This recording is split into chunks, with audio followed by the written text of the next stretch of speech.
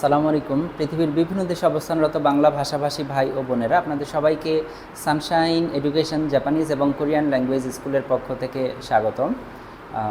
আজকের যে ক্লাস আমি নেব সেটি হলো কাঞ্জি কিভাবে পড়তে হয় এবং কাঞ্জি নিয়ে আপনাদের ভীতি দূর করতে চেষ্টা করব।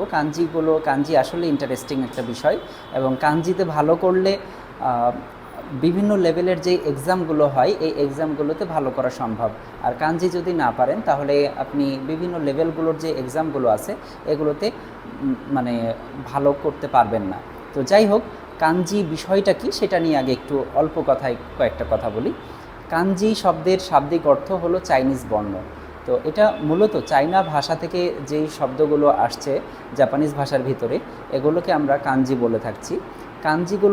এগুলো মূলত চাইনিজ বর্ণ যেহেতু, আর চাইনিজ বর্ণগুলো এগুলো হলো সিম্বলিক, মানে প্রতীকী টাইপের।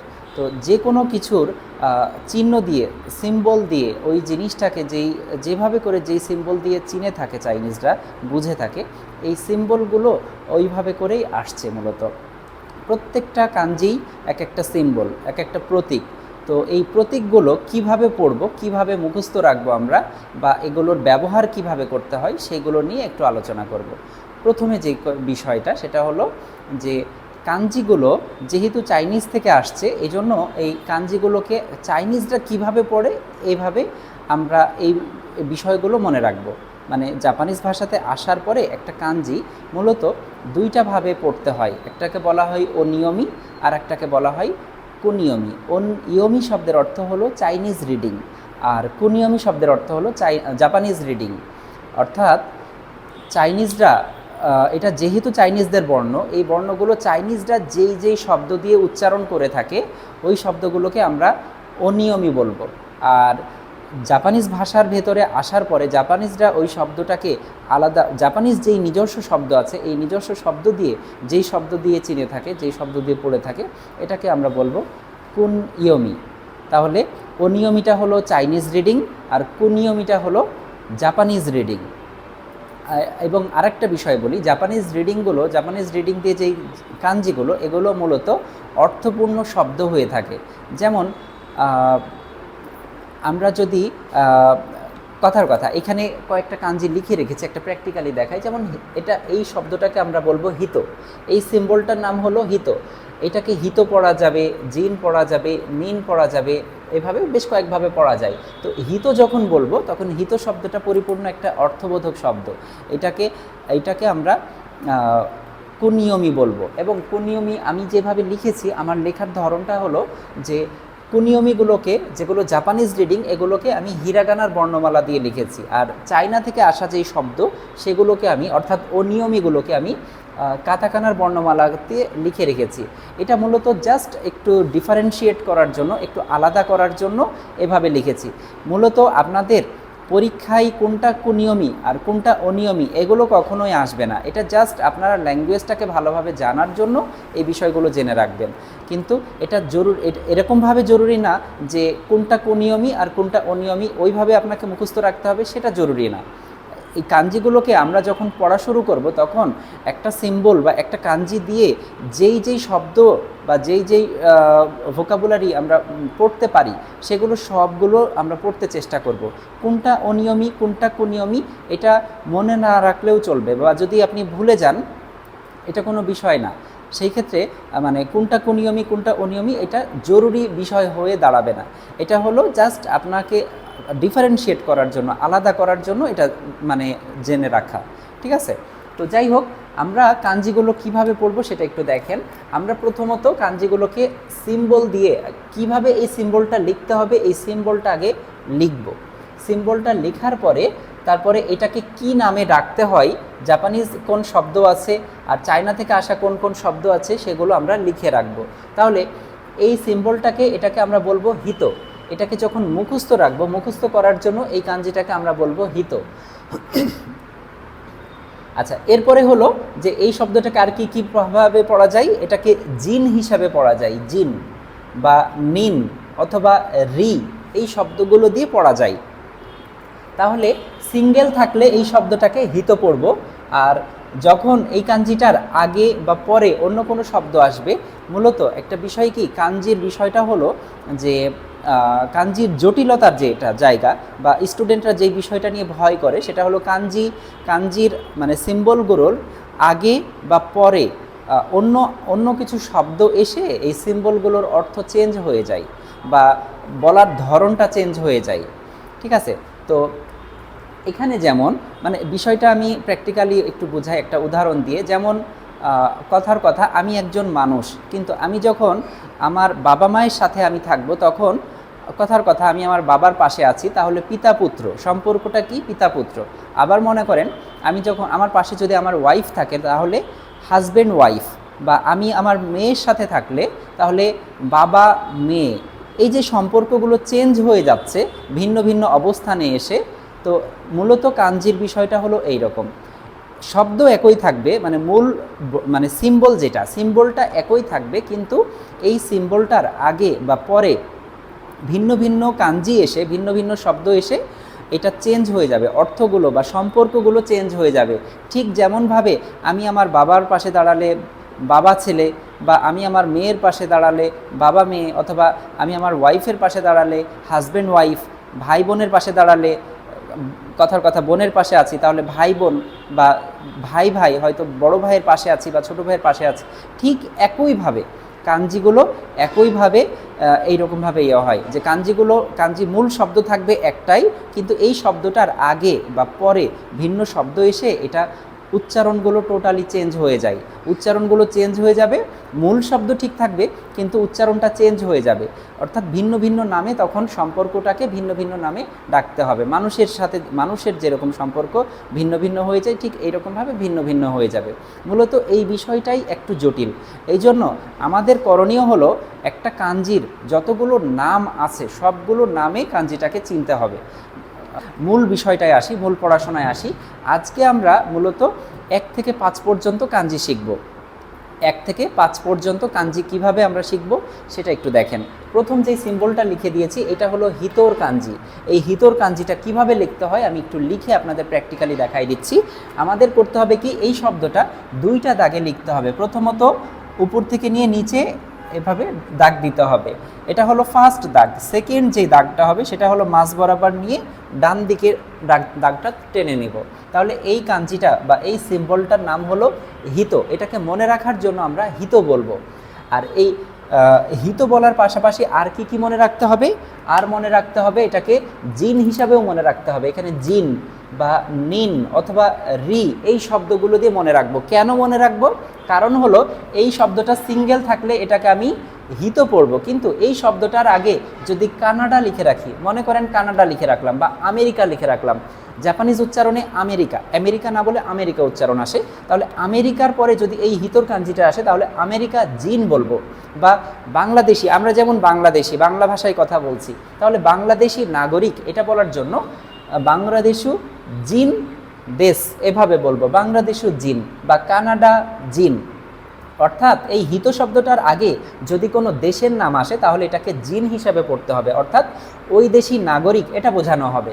আবার এই সেম সিম্বলটাকে আমি যদি সংখ্যা দিয়ে বুঝাই, সংখ্যা দিয়ে বোঝানো বলতে মনে করেন 5 জন মানুষ বা 4 জন মানুষ এরকমভাবে, অথবা 3 জন, মনে করেন তিনের কাঞ্জি আমি লিখলাম এটা সামনে, তাহলে এই 3-এর পরে আমি যদি এই হিতর কাঞ্জিটা লিখি, এইবার এটাকে আর হিত বলবো না, এবার এটাকে পড়তে হবে সান নিন। তাহলে কাঞ্জির মূলত জটিলতার জায়গাগুলো বা পরীক্ষাতে স্টুডেন্টরা হয়তো বা পড়তে পারে না বা বুঝতে পারে না, ভয় পায়, সেই বিষয়গুলো হলো এইগুলো। অর্থাৎ এই সিম্বল কাঞ্জিটা, এই কাঞ্জিটাকে আপনারা হিত বলে চেনেন, অলমোস্ট সবাই চেনবেন আশা করি, কিন্তু যখন এর পূর্বে সান শব্দটা দিয়ে দেব তখন যে এটাকে সান নিন পড়তে হবে, অর্থাৎ হিত শব্দটা চেঞ্জ হয়ে এটাকে যে নিন পড়তে হবে সেটা আমরা অনেক সময় ধরতে পারি না। তাহলে আপনারা যারা পরীক্ষায় ভালো করতে চান, বিভিন্ন লেভেলের পরীক্ষাগুলো ভালো করতে চান, আপনাদের অবশ্যই যেটা করণীয় সেটা হলো অনিয়মী এবং কুনিয়মীর শব্দগুলো আপনাদের অবশ্যই মনে রাখতে হবে। কেন মনে রাখবেন? কারণ এই যে এইটাকে যে সান নিন পড়ছেন, যদি আপনি নিন এই শব্দটাকে নিন দিয়েও যে পড়া যায় এটা যদি আপনি না জানতেন তাহলে কোনোভাবেই পরীক্ষাতে আপনি পারতেন না বা পারবেন না। ঠিক আছে, যদি আপনি এটা পরীক্ষায় ভালো করতে চান তাহলে আপনাকে অনিয়মী এবং কুনিয়মীর যেই শব্দগুলো আছে এগুলো মাস্ট আপনাকে মনে রাখতেই হবে। ঠিক আছে। এখন কোনটা অনিয়মী আর কোনটা অনিয়মী এই বিষয়টা মনে না রাখলেও চলবে, এই বিষয়টা জরুরি না। কিন্তু আপনাদের জরুরি যে বিষয়টা সেটা হলো যে এই একটা কাঞ্জিকে কি কি শব্দ দিয়ে পড়া যায় এই বিষয়টা মনে রাখতে হবে। তাহলে এই শব্দটাকে আমরা শিখেছি হিত, জিন, নিন অথবা রি দিয়ে পড়া যায়। রি দিয়ে কীরকমভাবে দেখেন, এই একই কাঞ্জি আমি বললাম এখানে সান নিন, কিন্তু যদি একজন হতো, কথার কথা একের কাঞ্জি লিখলাম, এটা একের কাঞ্জি, একটা দাগ দিয়ে এটা এক। আচ্ছা, একের পরে যদি আমি এই মানুষের কাঞ্জিটা দেই, এই কাঞ্জিটাকে এইবার আমি পড়ব হিতরি, এই কাঞ্জিটাকে এবার পড়তে হবে হিতরি। আবার মনে করেন যে দুই লিখলাম, দুইয়ের পরে এই হিতর কাঞ্জি দিয়েছি, তাহলে এটাকে ফুতারি পড়তে হবে। তাহলে হিতরি ফুতারি, অ্যাকচুয়ালি মানুষ গণনার ক্ষেত্রে এই একজন এবং দুইজন এটা টোটালি ব্যতিক্রম। হিতরি এবং ফুতারি এই দুইটা ব্যতিক্রম। এরপরে 3 থেকে সান নিন, ইও নিন, গো নিন এইভাবে কাউন্ট করতে হয়। মানুষ গণনা কিভাবে করতে হয় বা আরও কিছু গণনা নিয়ে আমি আপনাদের নেক্সট একটা ভিডিওতে এই গণনা নিয়ে আরও কিছু ভিডিও তৈরি করব ইনশাল্লাহ, সেখানে আমি আরও ডিটেলসে ব্যাখ্যা করব। আপাতত যে বিষয়টা, তাহলে একই কাঞ্জিকে আমি হিত পড়লাম, সিঙ্গেল থাকলে হিত পড়লাম, এর আগে এক থাকলে হিতরি পড়লাম, 2 থাকলে ফুতারি পড়লাম, 3 থাকলে সান নিন পড়লাম, ঠিক আছে। তাহলে আপনাদের এই শব্দটাকে, অথবা এই শব্দটার পূর্বে যদি কোনো দেশের নাম থাকে তাহলে জিন পড়েছি, তাহলে যেমন নিহন জিন মানে জাপানিজ নাগরিক, বা বাংলাদেশু জিন বাংলাদেশি নাগরিক, এই স্টাইলে আমাদের এই বিষয়গুলো মনে রাখতে হবে। আচ্ছা, তাহলে 1 নম্বর কাঞ্জিটা আমরা কমপ্লিট করলাম। আমাদের আশা করি আপনারা 1 নম্বর কাঞ্জিটা ইতিমধ্যেই বুঝে গেছেন। তাহলে এখন পরীক্ষাতে আসবে কি করে সেটা একটু বলি। মনে করেন আমি একটা বাক্য লিখলাম, সো এখন এই যে বাক্যটা লিখলাম, এই বাক্যটা লিখেছি অ্যাকচুয়ালি সোনো হিত ওয়া কানাডা জিন দেশ। তাহলে এইখানেও দেখেন যেই কাঞ্জিটা লিখেছি এইখানেও সেম কাঞ্জি লিখেছি। এইভাবে যদি পরীক্ষায় আসে যে এই শব্দটা, এইটাকে যদি মার্ক করতে বলে যে এই শব্দটার অর্থ কি, এখানে 4টা অপশন দিয়ে দিবে। 4টা অপশন যখন দিয়ে দিবে তখন আপনাকে এই শব্দটাকে সোনো হিত, এটাকে হিত পড়ব, হিত দিয়ে যেই শব্দটা থাকবে সেই শব্দটাকে আমরা রাইট করব হিত। তাহলে এখানে আমি পড়লাম সোনো হিত ওয়া। এবার দেখেন সামনে যেহেতু দেশের নাম আসছে কানাডা, এখানে কানাডা লিখেছি, তাহলে কানাডা, অর্থাৎ জাপানিজ উচ্চারণ ডয়ের উচ্চারণ হয় না, দ, কানাডা, কানাডা জিন দেশ। এইখানে আবার জিন পড়ছি, এই শব্দটাকে জিন পড়ছি, আবার এইখানে আমরা পড়লাম কি, এইখানে হিত পড়লাম। তাহলে একই কাঞ্জি একই সেন্টেন্সে ভিন্ন ভিন্ন জায়গাতে ভিন্ন ভিন্ন নামে আমি ডাকছি। কাঞ্জির জটিলতার জায়গা হলো এইটা, এবং স্টুডেন্টরা এই জায়গাগুলো মিস্টেক করে যায়। প্রথম অবস্থায় যখন আপনারা কাঞ্জি শিখবেন, আপনাদের ফার্স্ট করণীয় বিষয় হলো কাঞ্জিগুলো লিখতে শিখবেন। কাঞ্জিগুলো কিভাবে লিখতে হয়, লেখার প্যাটার্নটা আগে শিখে নেবেন। এরপরে অনিয়মী এবং কুনিয়মী শব্দগুলো কি কি আছে এই বিষয়গুলো আপনারা মুখস্থ করে নেবেন।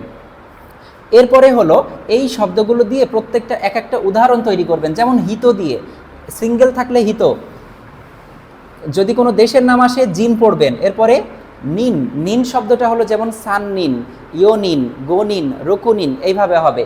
আর রি শব্দটা মূলত হিতরি, ফুতারি এইভাবে করে ইউজ হয়। তাহলে আশা করি 1 নম্বর কাঞ্জি কমপ্লিট হয়ে গেছে। এবার 2 নম্বর কাঞ্জি দিয়ে আপনাদের একটু বুঝাই। 2 নম্বর কাঞ্জিটা হলো যে 2 নম্বর কাঞ্জিটা হলো নিচি। এটাকে আমরা পড়বো, সিঙ্গেল থাকলে এটাকে পড়বো হি, বি অথবা কা। এটার কুনিয়মী হলো হি, বি অথবা কা, এভাবে করে পড়তে পারা যায়, মানে পড়া হয়। আর অনিয়মী হলো, অর্থাৎ চাইনিজ রিডিং হলো নি, নিচি, জিৎসু, এইরকম আর কি। তো যাই হোক, তাহলে আমরা হি দিয়ে পড়ব। যদি এই কাঞ্জিটা সিঙ্গেল থাকে আপনি মুখস্থ করবেন কিভাবে, হি, হি শব্দটা দিয়ে মুখস্থ রাখলেই হবে, ঠিক আছে। তাহলে এই শব্দটাকে, আর এই যে আমরা অনিয়মী এবং কুনিয়মী দিয়ে জানলাম, আপনারা মুখস্থ করবেন কি করে, আপনারা মুখস্থ করবেন হি, বি, কা, নি, নিচি, জিৎসু। তাহলে এখানে 3 আর 3 6, এই 6টা শব্দই আপনারা মুখস্থ রাখবেন। এর বাইরেও আরও আছে। আমরা যেহেতু N5 লেভেলে আসি, এই জন্য আমরা অল্প অল্প করে, মানে খুব বেশি না শিখে অল্প করে শিখতে চেষ্টা করব। তাহলে হি, বি অথবা কা, এইভাবে আপনাদের এটা মুখস্থ রাখতে হবে। তারপরে নি, নিচি, জিৎসু, এইভাবে করে মুখস্থ রাখতে হবে, ঠিক আছে। কোনটা কুনিয়মী আর কোনটা অনিয়মী, এগুলো কুনিয়মী অনিয়মী না মনে রাখলেও চলবে, কিন্তু আপনাদের এই বিষয়টা মনে রাখতে হবে। তাহলে এখন দেখেন এই যে কাঞ্জিগুলো আমরা পড়লাম, এই কাঞ্জি দিয়ে উদাহরণগুলো খেয়াল করেন। তাহলে হি দিয়ে যেমন সিঙ্গেল থাকলে হি পড়ব, কিন্তু বি পড়ব কখন? যেমন মনে করেন নিচি ইয়ো বি, খেয়াল করেন এই কাঞ্জিটা আমি লিখে দিচ্ছি, এটা নিচি ইয়ো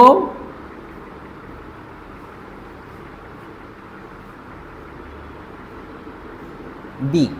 এই ইয়ো শব্দটা মাঝখানে আমি লিখলাম, এটা কাঞ্জিতে লিখলাম না, কারণ আপনারা শুরুর দিকে আছেন, বেশি কাঞ্জি লিখলে একটু বেশি জটিল মনে হবে। অল্প করে যে সিম্পল কাঞ্জিগুলো লিখবো যেন আপনাদের মনে রাখতে সহজ হয়। তাহলে নিচি ইয়ো বি, দেখেন এই পাশের কাঞ্জিটা এবং এই পাশের কাঞ্জি একই কাঞ্জি, কিন্তু আমি এই পাশে নিচি বলছি আর এই পাশে বি বলছি। তাহলে এখানে বললাম নিচি, এখানে বি পড়লাম, তাহলে নিচি ইয়ো বি। আপনি যদি এই শব্দটাকে বি পড়া যায় এটা যদি না জানেন তাহলে এই টোটালটা পড়তে পারবেন না, টোটালটা পড়া যাবে না। এই জন্য আপনাকে নিচি শব্দটাও জানতে হবে, বি শব্দটাও জানতে হবে। আবার আমি যদি এই হিয়ের কাঞ্জির পরে, এটার পরে যদি আমি হনের কাঞ্জি দেই, হন, এটা হনের কাঞ্জি লিখেছি পরের অংশ, তাহলে এইবার আমি এটাকে পড়বো নিহন। এই শব্দটাকে এবার পড়তে হবে কি করে? নিহন শব্দ দিয়ে পড়তে হবে। নিহন মানে জাপান। আমরা যেই দেশে যেতে চাই সেই দেশটার নাম হলো জাপান। আমরা আমাদের ভাষায় বলি জাপান, বা ইংলিশে বলা হয়ে থাকে জাপান, কিন্তু জাপানিজরা নিহন বলে চিনে থাকে, নিহন। ঠিক আছে? আচ্ছা, এরপরে দেখেন এই শব্দটাকে যদি আমি সামনের শব্দটা, সামনের এই নিচি বা হি এই শব্দটা যদি মুছে দিয়ে আমি যদি এটা পরে লিখতাম, তাহলে এবার এই কাঞ্জিটাকে পড়তে হবে হন জিৎসু, হন জিৎসু। তাহলে এই কাঞ্জিটাকে এবার আমরা পড়বো হন জিৎসু। তাহলে এই যে এখানে আমি জিৎসু লিখে রেখেছি, তাহলে দেখেন আমি নি দিয়ে পড়লাম, নিচি দিয়ে পড়েছি, জিৎসু দিয়ে পড়েছি, হি দিয়ে পড়েছি, বি দিয়েও পড়েছি। কা দিয়ে একটা উদাহরণ দেখাই। কা দিয়ে হলো, মনে করেন আপনি 3 লিখেছেন, 3 এরপরে যদি এই হিয়ের কাঞ্জি লিখেন তাহলে এটাকে মিক্কা পড়তে হবে, মিক্কা। ঠিক আছে? মিক্কা। 3-এর কাঞ্জির পরে যদি আপনি এই হিয়ের কাঞ্জি লিখেন তাহলে এই উচ্চারণটা হবে মিক্কা বা ইয়োক্কা। তারিখ গণনার ক্ষেত্রে এর আগের ক্লাসে আপনাদের আমি 1 থেকে 10 তারিখ কীভাবে পড়তে হয় সেগুলো আপনাদের বলে দিয়েছিলাম। এক্সেপশনাল এখানে যে বিষয়টা সেটা হলো 1 তারিখ যদি হয় তাহলে এটাকে আমরা ইচি নিচি পড়ি। এই হিয়ের কাঞ্জির পূর্বে যদি 1 লিখে রাখি তাহলে এটাকে আমরা হি হিসাবে, মানে সুইতাচি, এটাকে পড়ি আমরা সুইতাচি, অথবা ইচিনিচিও পড়া যায়। এই কাঞ্জিটাকে আমরা সুইতাচি মানে 1 তারিখ। আবার ইচিনিচি যদি বলি, ইচিনিচি বললে এখানে 1 দিন বোঝানো হয় মূলত। ঠিক আছে? তাহলে একই কাঞ্জিকে একাধিকভাবে পড়া যায়। ঠিক আছে? আমরা তাহলে এইভাবে করে বাসায় প্র্যাকটিস করব, যেন এই কাঞ্জিটা যদি এভাবে থাকে। এমনও হতে পারে আপনার এই কাঞ্জি দিয়ে পরীক্ষাতে অপশন থাকলো যে হয়তো বলা হলো যে আগস্টের 1 তারিখ, এইভাবে করে বলা হচ্ছে আগস্টের 1 তারিখ, বা এরকমভাবে যদি কোনো একটা বাক্য দেয় আগস্টের 1 তারিখে জাপানিজ ল্যাঙ্গুয়েজের পরীক্ষা, মনে করেন এইভাবে করে একটা সেন্টেন্স দেওয়া আছে যে হাচিগাৎসু সুইতাচি, এটাকে সুইতাচি তখন পড়তে হবে সুইতাচি। হাচিগাৎসু কোনো একটা মাসের নাম আগে দেওয়া আছে, তারপরে যদি এইভাবে থাকে তাহলে কথার কথা হাচিগাৎসু সুইতাচি এভাবে পড়বো আমরা। বা যাই হোক, আমরা এই হি শব্দটাকে হি, বি অথবা কা, তারপরে নি, নিচি, জিৎসু, এই সবগুলো শব্দ দিয়েই পড়তে পারি। আপনাদের এই টোটাল বিষয়টা মনে রাখতে হবে। এখানে যতগুলো শব্দ লেখা আছে এই টোটাল শব্দগুলো আপনাদের মনে রাখতে হবে।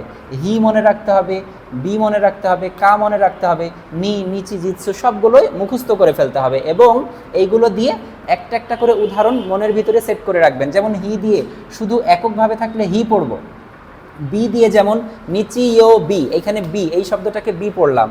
কা দিয়ে যেমন মিক্কা পড়লাম, মিক্কা 3 তারিখ বলার জন্য মিক্কা। বা ফুৎসুকা মানে 2 তারিখ, 2-এর পরে যদি আমি এই কায়ের কাঞ্জিটা লিখতাম তাহলে ফুৎসুকা মানে 2 তারিখ। আচ্ছা, আর 1 তারিখের ক্ষেত্রে 1 তারিখ হলো এক্সেপশনাল, 1 তারিখ শব্দটাকে সুইতাচি পড়বো, সুইতাচি।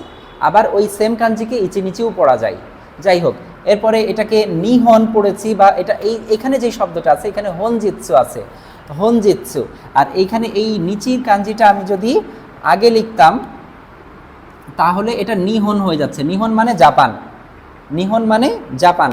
তাহলে এই তো মোটামুটি আমরা 1 এবং 2 পড়লাম। 3 নম্বরে দেখেন 3 নাম্বার এই কাঞ্জিটার আমি কিছু অংশ অলরেডি বলেছি, যেহেতু এটা একের কাঞ্জি, একের কাঞ্জিকে আমরা হিতোৎসু দিয়ে পড়তে পারি। হিতোৎসু এটা ব্র্যাকেটে দেওয়ার উদ্দেশ্য হলো, অ্যাকচুয়ালি জাপানিজ ল্যাঙ্গুয়েজে একটা টার্ম আছে ওকুরিগানা, ওকুরিগানা বলে একটা শব্দ আছে। ওকুরিগানা বলা হয় মানে কাঞ্জির ভেতরের যে অংশটুকু হিরাগানা দিয়ে লেখা থাকে। যেমন মনে করেন কাইমাস শব্দটা লিখলাম, কাইমাস শব্দের কা, অ্যাকচুয়ালি কায়ের পরে বাকি যে অংশটুকু বর্ণগুলো, এই বর্ণগুলোকে ওকুরিগানা বলা হয়। ঠিক আছে, এখানে যেরকম হিতোৎসু, এই সু এটাকে আমি বলবো ওকুরিগানা। অ্যাকচুয়ালি এই টার্মগুলো মনে না রাখলেও চলবে, এটা জরুরি না। জরুরি হলো এই শব্দটাকে কি কি শব্দ দিয়ে মুখস্থ রাখবেন সেইটা। তাহলে হিতোৎসু, এই এক আছে যেহেতু, এক শব্দটাকে আপনি হিতোৎসু দিয়ে মনে রাখবেন। এরপরে এই সিম্বলটাকে ইচি দিয়ে পড়তে পারি, ইচি বা ইৎসু, এইভাবে করে মুখস্থ রাখতে পারি। ঠিক আছে, যেমন আমরা একের কাঞ্জি লিখলাম, এরপরে যদি এইভাবে থাকে, একটু আগেও আমি এটা লিখে দিয়েছিলাম, এটা অ্যাকচুয়ালি ইচি নিচিও পড়া যায়, আবার সুইতাচিও। মনে করেন একদিনে হয়তো বলছেন একদিনে কত ঘন্টা পড়াশোনা করেন, তাহলে তখন আমি বলবো ইচি নিচি, ইচি নিচি, ইচি নিচি নানজিকান বেনকিও শিমাস্কা, একদিনে কত ঘন্টা, ইচি নিচি নি নান, মনে করেন নানকাই যদি বলি কয়বার, তাহলে ইচি নিচি নি নানকাই এইগা ও মিমাস্কা, একদিনে কয়বার মুভি দেখেন ইত্যাদি। এইরকমভাবে বাক্যগুলো বলার ক্ষেত্রে এই যে ইচি নিচি, তাহলে আমি এটাকে ইচি নিচি পড়তে পারি, আবার এটাকে সুইতাচিও পড়া যায়। যাই হোক, তাহলে এটাকে হিতোৎসু, ইচি, ইৎসু এইভাবে করে আমরা পড়ব। এরপরে দেখেন দুইয়ের কাঞ্জি, যেটা দুই, এটা দুইয়ের কাঞ্জি। এই দুইয়ের কাঞ্জিটাকে আমরা ফুতাৎসু দিয়ে পড়ব। ফুতাৎসু, ফুতা, এই ফুতা শব্দটুকু এখানে টোটালটাই আমরা মুখস্থ রাখবো ফুতাৎসু, কিন্তু ফুতা শব্দটুকু দিয়ে ইউজ হয় দুই। যেমন ফুতারি, দুইজন মানুষ বলার জন্য যদি আপনি দুইয়ের পরে মানুষের কাঞ্জি দেন, তাহলে এটাকে ফুতারি পড়তে হবে, ফুতারি। ঠিক আছে, আবার যদি আপনি দুইয়ের কাঞ্জির পরে সু লিখে রাখেন, এইভাবে সু লিখেন, তাহলে এটা ফুতাৎসু বোঝানো হবে। ফুতাৎসু, সু বর্ণটা লিখে রাখলে, দুইয়ের পরে সু বর্ণটা লিখে রাখলে ফুতাৎসু পড়তে হবে। ঠিক আছে, আচ্ছা, এটাকে নি দিয়ে পড়া যায়। যেমন নি কাই, 2 নম্বর ফ্লোর বলার জন্য নি কাই বলবো। কাই মানে ফ্লোর গণনা, অ্যাকচুয়ালি কাই শব্দটা দিয়ে ফ্লোর গণনা করা হয়, তাহলে নি কাই মানে হলো 2 নম্বর ফ্লোর। আবার 2 বার বলার জন্য নিকাই শব্দটা ইউজ হয়ে থাকে, তাহলে নিকাই। তাহলে কোনো একটা কাজ মনে করেন আপনি দিনে 2 বার করেন, হয়তোবা আমি বলছি যে নানকাই বেনকিও শিমাসকা, কয়বার পড়াশোনা করেন, আপনি বলছেন নিকাই বেনকিও শিমাস, তাহলে কথার কথা আপনি সকাল থেকে বিকাল পর্যন্ত পড়েন, আবার আপনি বলছেন সন্ধ্যা থেকে নিয়ে একেবারে রাত পর্যন্ত পড়েন, তাহলে দিনে একটানা 2 বার করে হয়তোবা পড়াশোনা করেন, তাহলে নিকাই 2 বার। বা মনে করেন একদিনে আপনি 2 বার রান্না করেন, 2 বার রান্না করেন, তাহলে 2 বার, কয়বার করেন, 2 বার। 2 বার বলার জন্য এই শব্দটাকে আমি নি কাই বলবো। আবার 2 নম্বর ফ্লোর বলার ক্ষেত্রেও নি কাই শব্দটা ইউজ হয়ে থাকে। আচ্ছা, এরপরে দেখেন 5 নাম্বার, যেটা 5 নাম্বারে আমি এখানে 3-এর কাঞ্জি লিখে রেখেছি। 5 নাম্বারে 3-এর কাঞ্জি লিখে রেখেছি, এই কাঞ্জিটাকে আমরা 3 দিয়ে চিনব। মানে এই শব্দটাকে জাপানিজে যখন বলবো, তখন এটা যদি সিঙ্গেল থাকে তাহলে আমি এটাকে মিৎসু পড়ব। মিৎসু, মিৎসু মানে 3। এরপরে সু থাকলে এটাকে, যেমন আমি যদি 3 লিখি, 3 লিখলাম, এরপরে যদি আমি সু লিখি, তাহলে এটাকে মিৎসু দিয়ে পড়তে হবে, মিৎসু।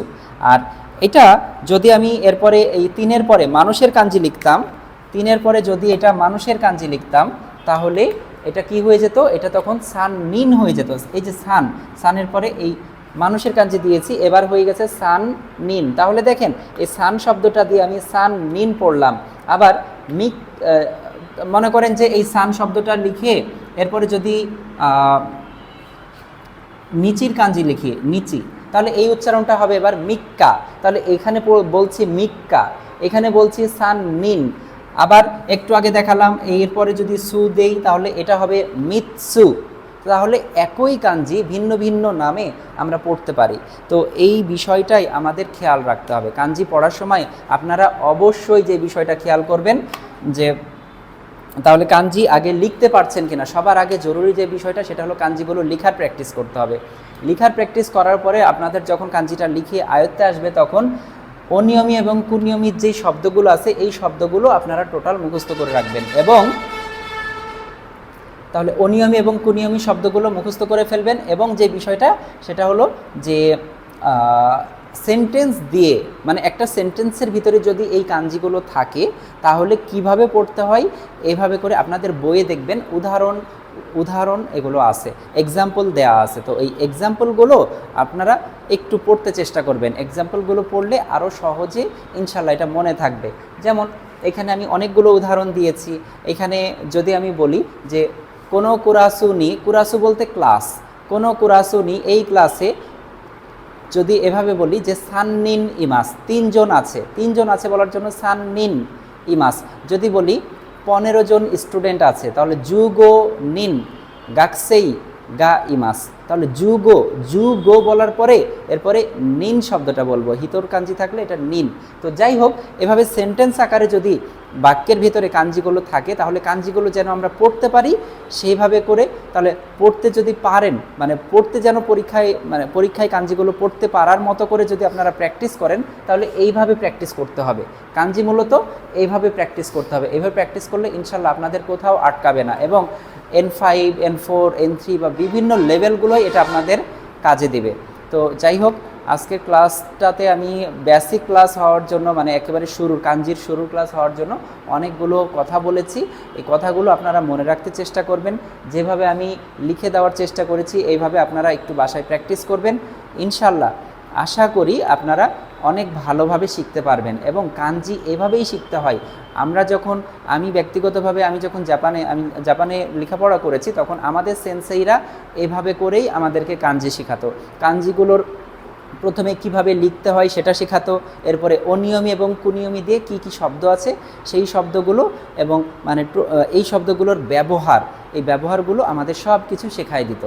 ঠিক আছে, তাহলে কাঞ্জি আপনারা যদি এইভাবে পড়েন ইনশাল্লাহ আপনারা বিভিন্ন লেভেলগুলো পর্যায়ক্রমে ইজিলি পাস করতে পারবেন।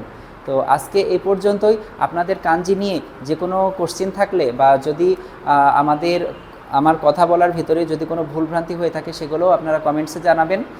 আর ইনশাল্লাহ আশা করি কোথাও সেরকম ভুল থাকার কথা না, তারপরও ভুল হয়ে যেতে পারে।